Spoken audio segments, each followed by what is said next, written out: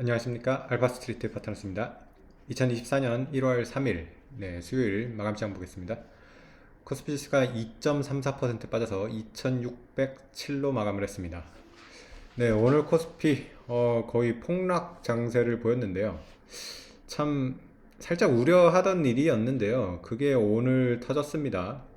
보면 최근에 이제 코스피를 끌어올렸던 게 외국인의 선물 매수였는데요. 이 선물 매수가 미래의 가치를 좋게 봐가지고 매수하는 걸 수도 있지만은 사실상 좀 불안했던 면도 있습니다. 아무래도 선물이라는 거는 워낙 이 포지션을 바꾸기가 쉽기 때문에 외국인이 혹시 매도 포지션으로 돌아서면 크게 빠질 수 있다 이런 생각도 있었는데 오늘 보니까 외국인이 선물을 완전히 좀 뒤집어 버렸습니다.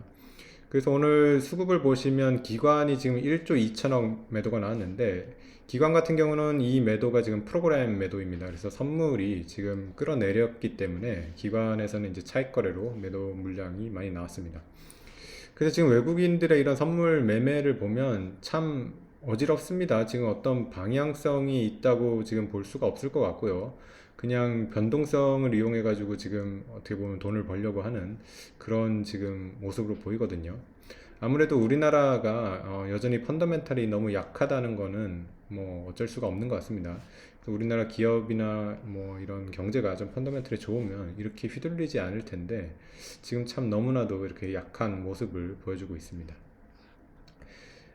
뭐 빌미는 있었습니다. 어제 이제 미국장 같은 경우 보면 다우는 보합 수준으로 거의 버텼지만 나스닥이 1.6% 빠졌거든요. 그래서 나스닥이 제법 크게 하락을 했는데 어제 이제 미국 시장을 보면 애플이 많이 빠졌어요. 애플이 거의 3, 4% 이렇게 빠지면서 좀 하락을 주도를 했습니다. 지금 미국 시장은 확실히 애플이 좀 약한 모습을 보이고 있어요. 보면 애플이 계속해서 중국 우려 때문에 조금 계속해서 약했고요. 그리고 어제는 이제 바클레이즈에서 이제 애플에 대해서 좀 매도 의견을 내면서 좀 이렇게 많이 빠지는 그런 장세가 됐습니다. 그럼에도 불구하고 참 우리나라는 좀 심하죠. 보면 오늘 보면 뭐 중국 증시나 뭐 인도 증시 그렇게 많이 빠지는 느낌은 아니거든요. 중국 증시는 오늘 보합 정도고요. 인도 같은 경우도 0.4% 정도 빠지는데 그치고 있는데 우리나라가 유독 이렇게 좀 심하게 하락을 했습니다. 주요 종목을 한번 보겠습니다. 뭐 주요 종목이 전부 다 빠졌고요. 특히 최근에 좀 강했던 삼성전자도 오늘은 3%대 빠지면서 하락폭이 뭐 제법 컸습니다. 하이닉스 같은 경우도 거의 4% 가까이 이렇게 빠졌고요.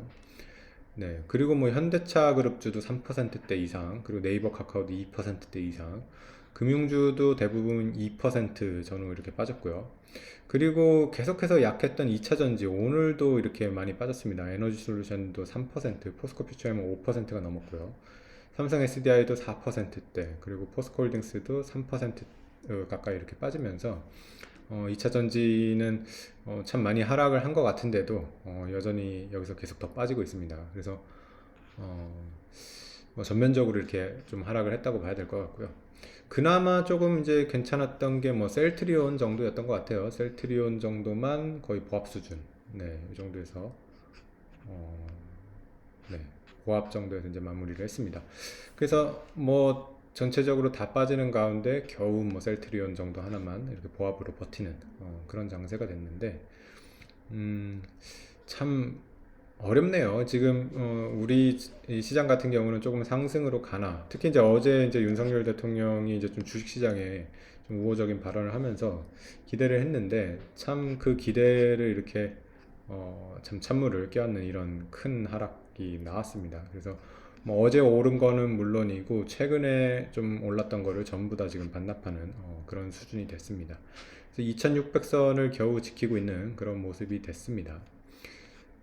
그래서 한국 증시가 참 펀더멘탈적으로 많이 약한데 결국에는 이런 근본적인 문제가 해결이 돼야지 주식시장이 좀 좋아질 것 같아요. 그래서 지금 정부에서도 뭐 얘기는 계속 좋은 얘기가 나오고는 있지만은 실질적으로 아직 시행된 그런 정책 같은 게 많이 약하거든요.